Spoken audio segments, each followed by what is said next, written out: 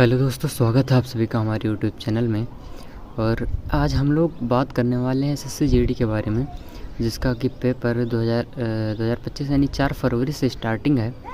उसके बारे में आज हम लोग बात करने वाले हैं कि मैंने अपने इस मार्क्स मॉक टेस्ट में कैसे इंक्रीज किए। जैसे कि मेरे पहले मार्क्स 50-60 ऐसे आते थे, लेकिन अब मैं अगर RWA का मॉक टेस्ट लगाता हूँ तो मेरे मार्क्स 135-140 के बीच में आ रहे हैं।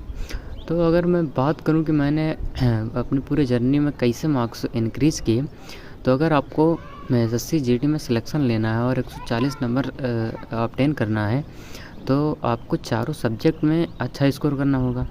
इसके लिए सबसे पहले अगर मैं मैथ्स की बात करूं, तो मैथ्स में आपको पहले तो आप अब तक बेसिक कवर कर चुके होंगे। अगर आप बेसिक कवर कर चुके हैं तो आप जैसे कुछ इम्पोर्टेंट चैप्टर हैं, जैसे कि ज़्यादा क्वेश्चन आते हैं, जैसे आपका परसेंटेज हो गया, CISI से तो पक्का क्वेश्चन आएगा, प्रॉफिट लॉस से क्वेश्चन आएगा, तो आप ये चैप्टर ज़रूर ही पढ़ के जाइए। उसके और हिंदी की बात करें, हिंदी में भी तो कम से कम 20 में 20 करना है अगर सिलेक्शन लेना है तो। और हिंदी में 20/20 करना तो बहुत ही आसान भी है। जैसे आपको हिंदी में मुहावरे पढ़ लीजिए और पर्यायवाची शब्द पढ़ लीजिए, विलोम शब्द पढ़ लीजिए, गद्यांश के 2-4 प्रैक्टिस कर लीजिए और मॉक टेस्ट लगातार मिनी मार्क दीजिए RWA पे।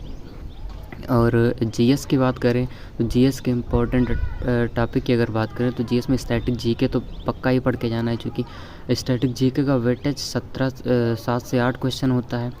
और बचा आपका रीजनिंग, तो रीजनिंग में तो 20 में 20 करना कंपलसरी है अगर आपको 140-150 नंबर लाना है।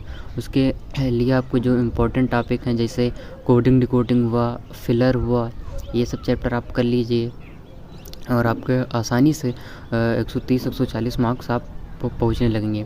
इसके लिए आपको क्या करना है, मॉक टेस्ट आप जब तक अभी 4 तारीख पेपर ना हो, आप लगातार डेली एक ना एक मॉक टेस्ट लगाइए और डेली प्रैक्टिस कीजिए। और उसके बाद आप एनालिसिस कीजिए। एनालिसिस बहुत ही इम्पॉर्टेंट। एनालिसिस कैसे करना है आपको बताते हैं कि एनालिसिस जैसे आप मॉक टेस्ट दें, तो मॉक टेस्ट देने के बाद जब सबमिट कर दें, उसके बाद जब उसका आंसर किया जाए, आंसर की के बाद में आपको एक एक क्वेश्चन देखना है कि मेरे कौन सा क्वेश्चन गलत हुआ और कहाँ गलत हो रहे हैं। उसके बाद आपको वो चैप्टर पढ़ना है कि जिस चैप्टर से क्वेश्चन गलत हो रहे हैं, वो चैप्टर आपको फिर से पढ़ना है, उसको सही करना है।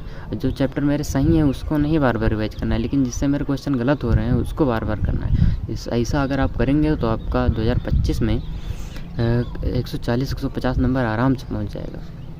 और आप सभी लोग के किस प्लेटफॉर्म पर आप लोग मार्क दे रहे हैं और कितना मार्क्स आ रहे हैं, कमेंट करके आप लोग ज़रूर बताइएगा। धन्यवाद।